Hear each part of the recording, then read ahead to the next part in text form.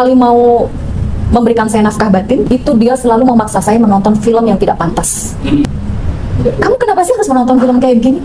Jadi saya tuh kayak, itu udah kayak ritual yang harus rutin saya lakukan. Korban? Oh, banyak Kiai. Banyak? Setelah saya lapor ke polisi, setelah saya speak up di banyak media TV nasional, itu 1 lusin lebih perempuan menghubungi saya mengaku menjadi korbannya oknum Habib Aji. Ni golongan-golongan Habib-Habib ni. Dekat Indonesia sekarang ni tengah kacau apabila golongan-golongan Habib ni mendakwa dengan dakwaan yang pelbagai yang tak ada dalam agama sebelum ni pun. Ini anaknya pamer keramat. Ayo siapa nih yang kira-kira gantiin Aba? Al-Hamid ngeluarin rantai emas dari langit. Keramatnya Al-Hamid tuh, ngeluarin rantai emas dari langit sampai ke bumi. Oke, di video kali ini saya akan menampilkan keahlian nyata yang dimiliki oleh seorang Habib, yaitu Habib Ali bin Jindan. Dan menurut cerita bahwa kakek-kakek moyang mereka itu atau leluhur-leluhur mereka itu memiliki kesaktian, salah satunya menurunkan rantai emas dari langit. Dan ada yang bisa membuka kubur untuk menemui seorang Habib yang sudah meninggal yang ada di dalam kubur. Juga punya keahlian untuk menghidupkan orang yang sudah mati.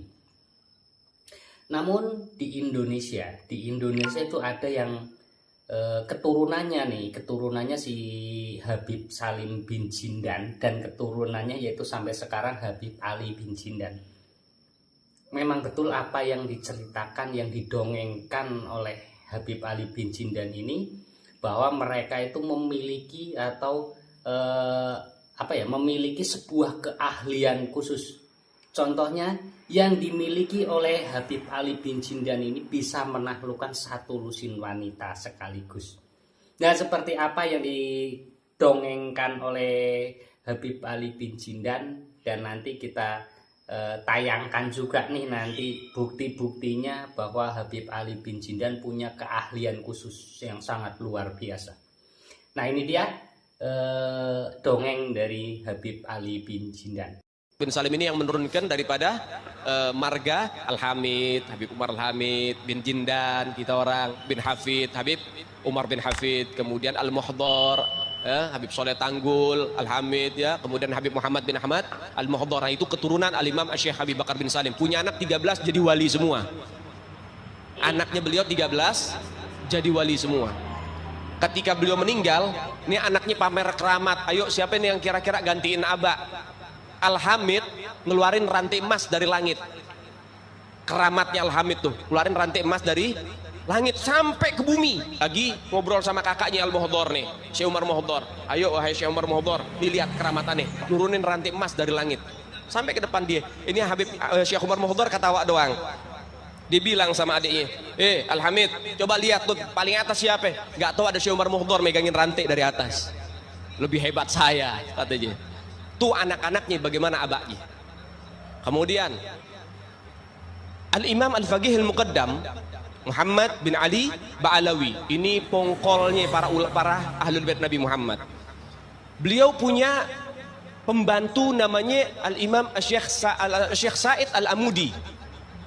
Syekh Said Al-Amudi. Kita jangan bicara Habibnya dulu, jangan bicara majikannya dulu, kita bicara pembantunya dulu, biar kamu tahu bagaimana kedudukan mereka dzurriyyat baginda Nabi Muhammad.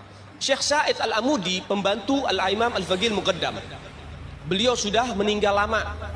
Cintanya dengan keluarga Nabi Muhammad luar biasa. Syekh Said Al-Amudi ini dari bangsa Masya'eh, keturunan sahabat atau selainnya, bukan dzurriyyat Nabi.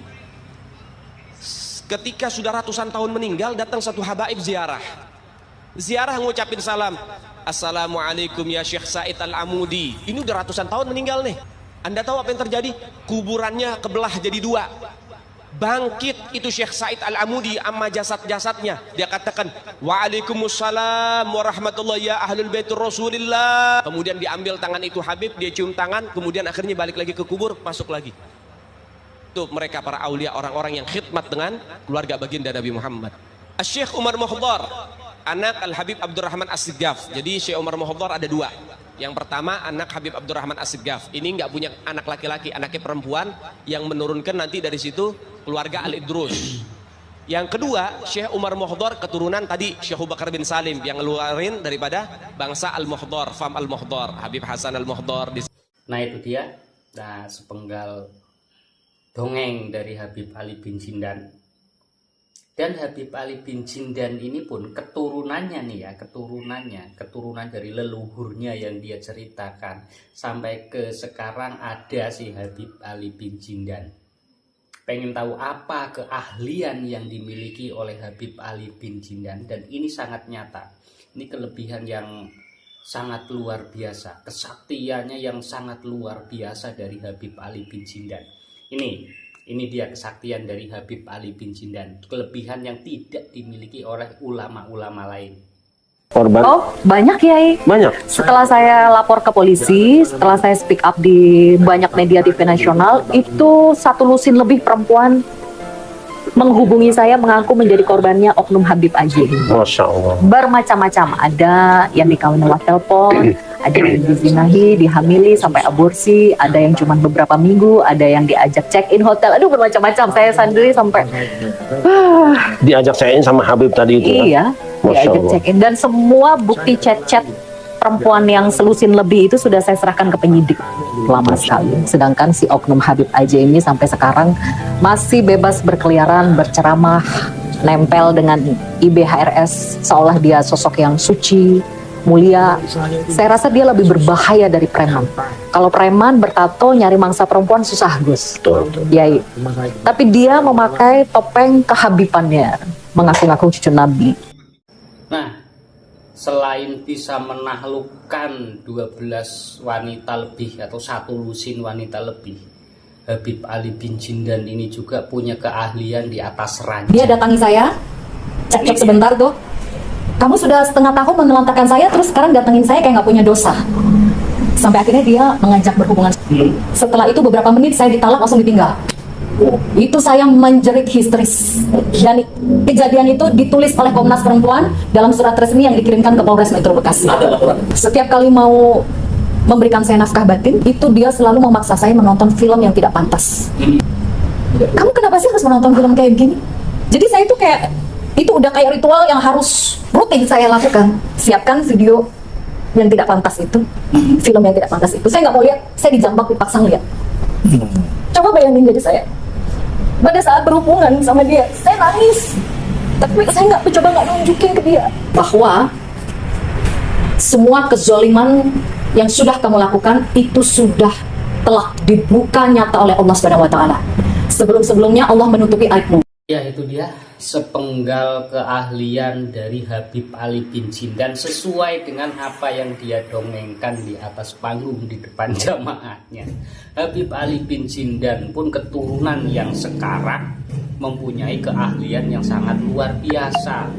Walaupun tidak bisa menurunkan rantai dari langit sampai ke bumi, tidak bisa menghidupkan orang yang mati, tapi Habib Ali bin Jindan bisa menaklukkan lebih dari 1 lusin wanita dan punya keahlian di atas ranjang yang hingga si istrinya itu kewalahan hingga minta cerai dan mengadukan ke kepolisian.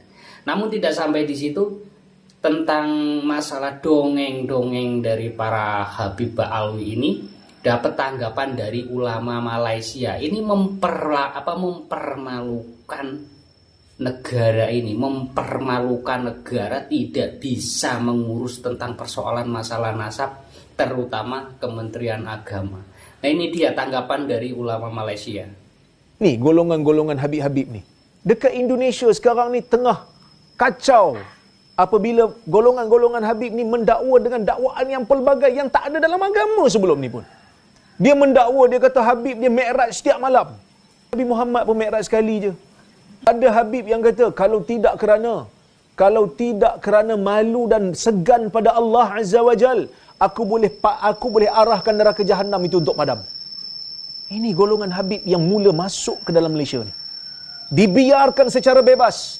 Mendakwa, dia kata dia duduk kat Surabaya. Dia kata Nabi setiap hari tawaf kat Surabaya.